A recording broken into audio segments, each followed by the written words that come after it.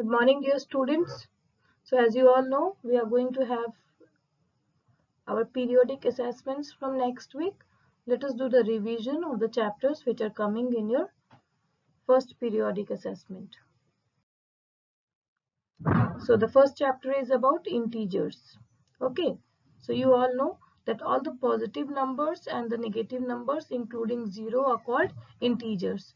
Now positive integers which have the positive sign like +1, +2, +3 and so on. Negative integers will be -1, -2, -3 and so on, isn't it? You know that this is a number line, and when we move to right, the value increases, and when we move to left, the value decreases. Value of the number decreases. Means 4 plus 4 is greater than, plus 4 is smaller than +5. But if you see this side, this will be a -5. So -5 will be smaller than -2. Clear? Now, you know what are positive integers, what are negative integers. Absolute value of integers. How to find the absolute value of any integer? Absolute values are written in this kind of lines. Absolute value of any integer is only the number, irrespective of sign. Okay, whether it has a plus sign or a minus sign, not a problem. Absolute value is always the number itself. So if I write -19, its absolute value will be 19. If I write +7, its absolute value is also 7. Clear? Now addition of integers. Addition of integers, you know integers have both signs, isn't it? Plus and minus. So when they have both same signs, either both of them have positive or both of them have negative, then what we do? Then we add them simply with the rule of maths.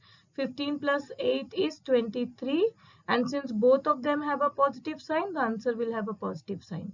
When both of them have negative sign, then also we add them. The answer is 11. But as you can see here, both of them have negative sign, so the answer will also have a negative sign. Clear? So this was the case when the signs were like. When unlike signs are there, opposite, then we subtract. We do big number minus small number. Okay, so here it will be 15 minus 7. That is how much? That is actually 8. Fine. Clear? So it will be a +8. What if it was -15 plus 7? Then also you will subtract only because the signs are same, and you will get the answer as 8. But which number is greater here? 15 is greater. 15 has a negative sign. The answer will have a negative sign. Fine. Now subtraction of integers. So for subtraction of integers, they are telling us to convert the integer to be subtracted should be written in its negative value, and then you know how to add. See one example. Subtract 13 from -9. From, whenever the word from comes, then whatever is written after from should be written first. So it will be -9 minus of 13, not 13 of -9. Okay, most of you are still confused. Whenever I say subtract this from this, so the last number should be written first. Now -9 and the positive, you have to write this with a negative sign. The next number should be written with a negative sign. So what I am doing, I am writing it as -13. So it will, a plus will be outside. Now this is simple addition. Can you see here? When you just have to add both the numbers and put the negative sign.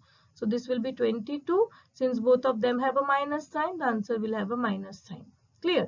So when the signs are, if you see here, signs are same, then anyways we do addition and we put the same sign. Additive identity. Additive identity of any number is always 0. You have to remember that. So additive identity of 3 will be 0. That is 3 plus 0 is equal to 0 plus 3. Additive identity means what should be added in the number so that it remains same. So in order to make the number same, you are going to add. So it can be asked, what is the additive identity of any number, any integer? It is always 0. Additive inverse. Additive inverse means we change the sign. So for any number, that for any integer a, its additive inverse will be minus a. For any integer minus 7, its additive inverse will be plus 7. For any integer 15, its additive inverse will be how much? Yes, minus 15. Okay, what you will do? Plus को minus बना दो, minus को plus. That is done. Okay. Then multiplication of integers. What are we going to do here? Multiplication is very simple when both of them are of same sign. Plus plus or minus minus. So the answer is always in a positive sign. See one example. So here minus and minus are multiplied. You know that 5 into 4 is a 20. Now both of them have minus sign. So when they will be multiplied, it will be a plus 20. Clear? If I write plus 7 into plus 3. So 7 into 3 is how much? 21. And plus into plus is also a plus. When the signs are opposite. Okay. Only two cases are there. Same signs, the answer will always be with the whichever sign is common. When two plus are multiplied, answer will be in plus. When two minus are multiplied, answer will be in minus. When opposite signs are there, the answer is always in the minus. That is negative. See here.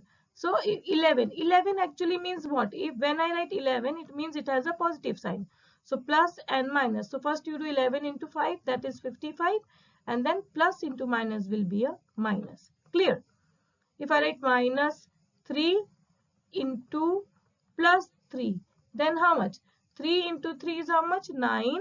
And then your minus into plus is a minus. Fine? You have to remember the basic rules. Otherwise, it is very simple and very easy. Now, for the division of integers, when signs are same and when signs are different, everywhere two cases are there. Okay, when signs are same, then what? Then answer is always positive. Whether they are positive or negative, for the same sign, answer is always positive. Look here, minus 36 divided by minus 9. That will be written as minus 36 by minus 9.